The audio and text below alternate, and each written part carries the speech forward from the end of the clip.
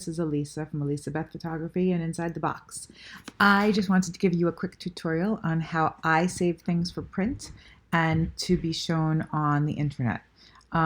Just as an aside, you may be working with a printer, and sometimes printers will have very specific instructions on their color space, in the color space they want you to save in. So you would always have to check with the printer and check their guidelines if there's anything specific that they need. But in general, this is the way I go about saving my work. So I have a template here that's opened up. I already inserted in a picture into the clip and saved it inside my clipping mask. I just want to say that if you're new in Photoshop, understanding that if you look at the layers panel on the right hand side, when you see if you see that it says here 4 clipping masks and there's a square that looks like it's empty, and then underneath it says single clipping mask, and then there looks like a little eye. Anytime you see the eye, it means that that layer is turned on. If you see a square that looks like it's empty, the layer is turned off.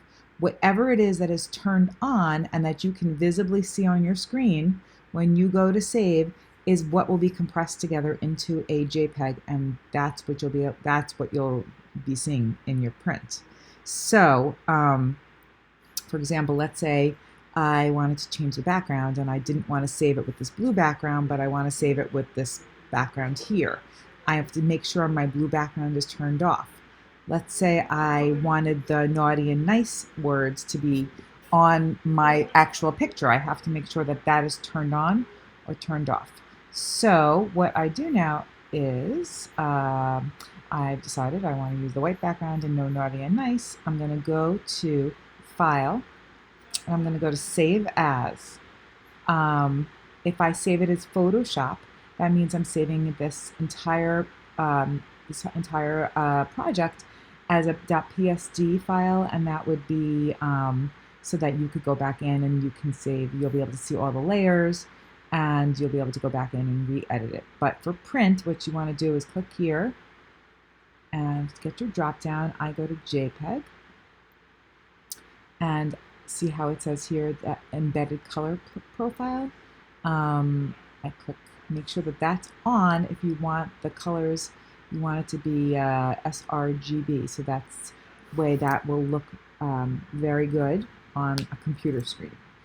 So if you don't want that, if let's say you want to keep the actual color profile that the project is in, because maybe you're working in a specific color profile for a printer, then you should click that off.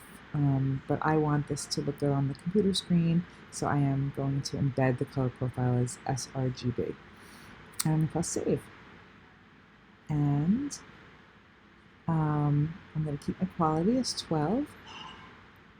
I'm not 100% sure about the baseline optimize and progressive.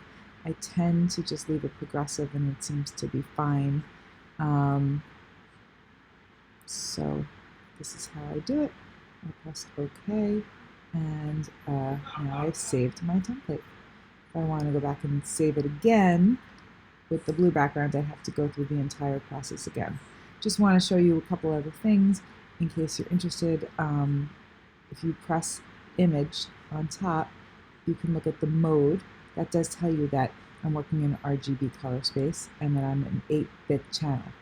These are important information because if you're ever bringing another picture into your photo from, let's say, another layer, from another project, you want to make sure that you're working, whenever you bring another picture in, you're working in the same color space and you're working in the same channel space.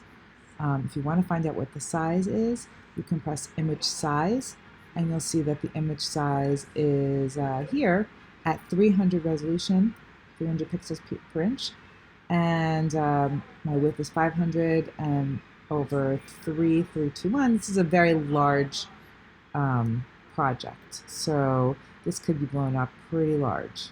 But you want to make sure when you're going for print that you're at a 300 resolution. And that's pretty much it. Hope this answers some questions, and thanks for watching. Oh, and if anyone's interested in this template, it is in the store. Thanks.